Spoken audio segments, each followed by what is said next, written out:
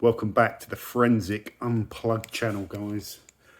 I am going to be finishing off a video on a new Maguire's ceramic sealant there in a minute.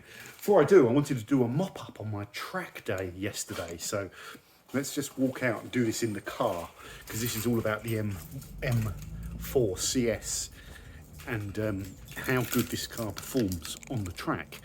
So there's the Betsy. It's been around the track and I haven't washed it. But John, it looks immaculately clean. That's because it's a camera. It's really dirty. Like, we've got a little bug splatter on the front and all that sort of stuff. But it just shows you how clean it is. It's every time I'll clean the car, someone says it's already clean. No, it's just because you're thick.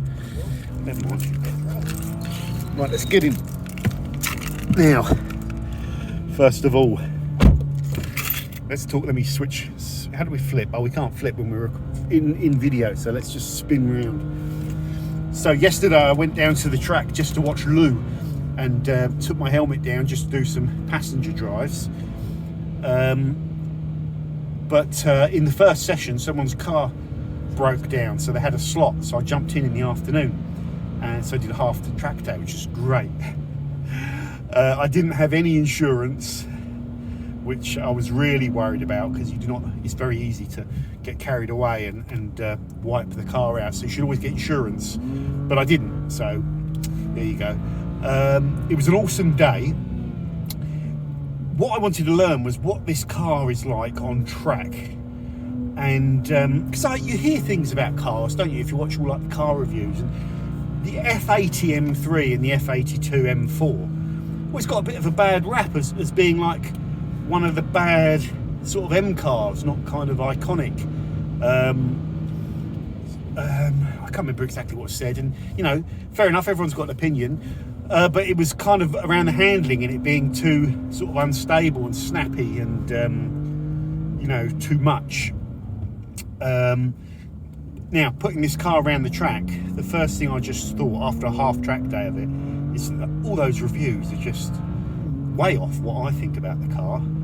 I'm biased because I own it, but I happily criticise BMWs. That's the fun about talking about cars, isn't it? You criticise them. But I thought, I'm just going to pan around the car and show you while I'm talking about it. The first thing I noticed about this car is when you pushed it to the point where it starts moving around and getting out of place, or you brake too late into a corner and you're trying to turn in, but you're really on the front tyres, and you're asking the car to do much. The way this car behaves when you ask it to do too much is absolutely phenomenal. It's on a different level of setup or forgiveness than the M240 or the M140, which a hell of a lot more snappy, and you have to fight those cars a lot more. I think that's the first thing I noticed, just especially powering out of the corners and stuff like that. The way this car puts the power down, it just feels on a different level. Another big thing is the brakes. The brakes on this car are epic. After one session, it took an entire session to get the brakes functioning, but when I went out for the second session and broke heavily for the first time, the brakes felt really, really grippy compared to the first time, where they felt a bit soft the first session. So yeah, the ceramics seems to take a bit of time to get that heat going into them, although not that long.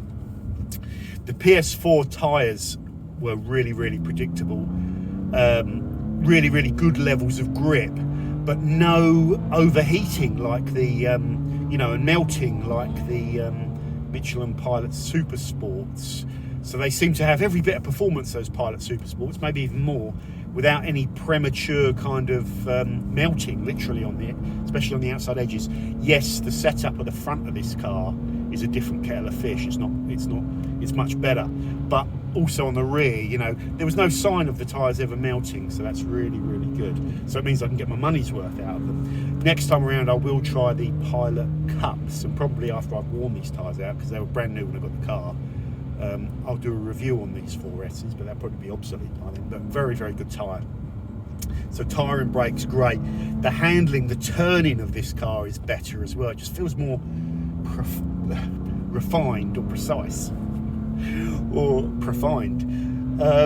Yeah, just the turning, it's hard to describe. It's just more composed than the M240. Now here's the strange thing. I felt like towards the end of the day I was really getting towards the place where I was pushing the car too much and it was unsafe. But I'm looking at my lap times and it was only, I think I barely got under 130 all day long, and I get 131 in the 240. So I was only about 1 second quicker than the 240, and that's a manual. The DCT, I mean, this thing's got 450 brake horsepower in the DCT box, and I was only 1 second quicker. And I think the only thing I can think is that in the 240, I didn't care about crashing, because if I bend it, I can just sell it, salvage. It's not worth getting track insurance really, unless your car's really valuable. You just sell it, salvage yourself, and you'll get virtually the same. So I think I just must have been going balls out in the 240 without any fear of crashing, whereas I think in this I was struggling to go through 4-water. The fastest I went through 4-water at Goodwood was about 120, maybe even just below 120, because I wasn't fully committed, because I was just so worried about coming off. So even though it felt really fast, I think I left a hell of a lot of time out there. In fact, a good driver would probably put maybe 2-3 seconds on what I was doing. I'd love to see where to know, but it would have been on every single corner, getting the drive on earlier out of Madgewick, going through 4-water flat out at like 130 probably, hitting No Name well above 100, hitting St Mary's harder, Lavin I'm pretty good on. That's the one I feel like I'm braking late and I'm getting a good line through there and I'm burning down. And even the last corner, we were braking late, but it didn't feel like we were on the limit when we were going around Woodcote as well, the very last corner. And so there's so much time out there. Maybe, if I keep this car for years and years and years, I'll build up the time. The most important thing I think is when you're doing track days is to drive within your limits. And this is the most powerful car I've ever driven. So actually, it was reasonably sensible, which is the way to do it. Is there anything I don't like about this car on track? Not really. The DCT gearbox is actually amazing. I still would love a manual, but I don't think a manual would suit this car, which is crazy. It'd have to be such a good manual. The problem is there's so much performance. Downshifting in this would be really hard still. It'd be really hard. Manual, would be great, but either way, the DCT, I'm enjoying it. The gear change is so fast. It's like, it really changes quickly. It gives you a little shove as well. The change down is incredible. It's so smooth.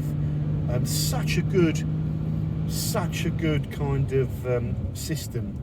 I mean, the ZF8 is pretty good, but this is even better. Just really, really impressive. Brakes are impressive. The throttle response is incredible. It's got so much grunt. The exhaust system that comes on this car is perfect. You wouldn't change it. I'm sorry, but what is the point in spending a few £1,000, to make it more boomy and crackly? Yes, on the 240 and the 140, the stock exhaust is a bit dull, and it can benefit from spending that money, but I wouldn't mess around with the CS. I would keep a CS stock personally. That's just my thing. There isn't much that I would change on this car, really, to be honest.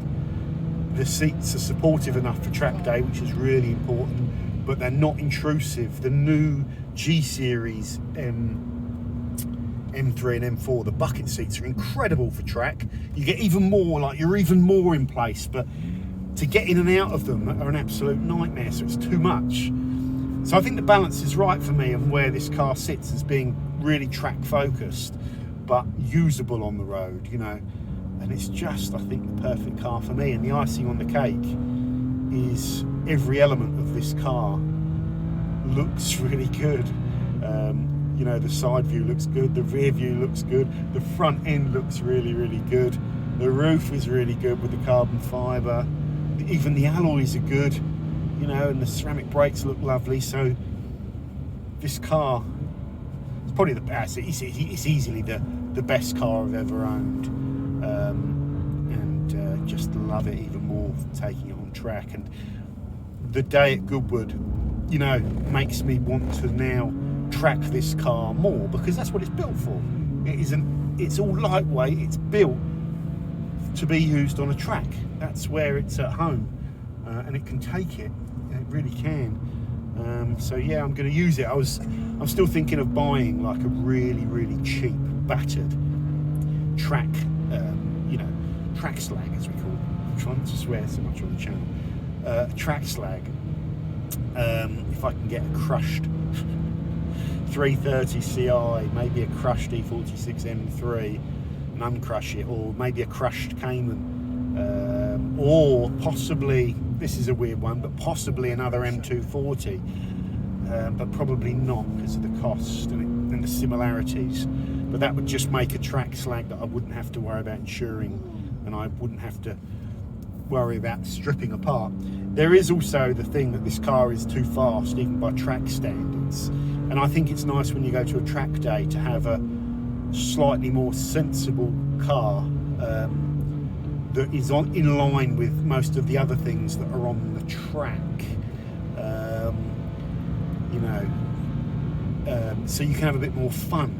The fun is going to the track days. It's just having people catching you up and you letting them pass and seeing if you can keep up with them, and vice versa, then having a good chat with the person afterwards. And it's all fun because they're all different cars. It's not competitive, but when you're on the track it is a little bit, you know what I mean? It's that human instinct, but it's brilliant. So something that's a little bit more sensible, a little bit less powerful, a little bit more fun does make sense. But for what this car is now, just absolutely, what a piece of machinery. Like, the engineering in it is so good, and that's why I love BMWs. I mean, don't get me wrong, not everyone buys a car for how it goes around a track. A lot of people want performance for road, you know, which is understandable because track days are expensive. So you're on the road the majority of times. You might want a car that can put its power down. You might want a car that's a little bit less severe. You might want a car, you know, that's cheaper to insure or cheaper to run, because this does guzzle gas. My goodness. So there's all different requirements, but this car is just about perfect for me. The BMW M4 CS. This is definitely going to be a future classic. It really is. And I think I got it kind of at the right time. I think I did. You know, I could already sell it for more than I paid for it if I wanted to.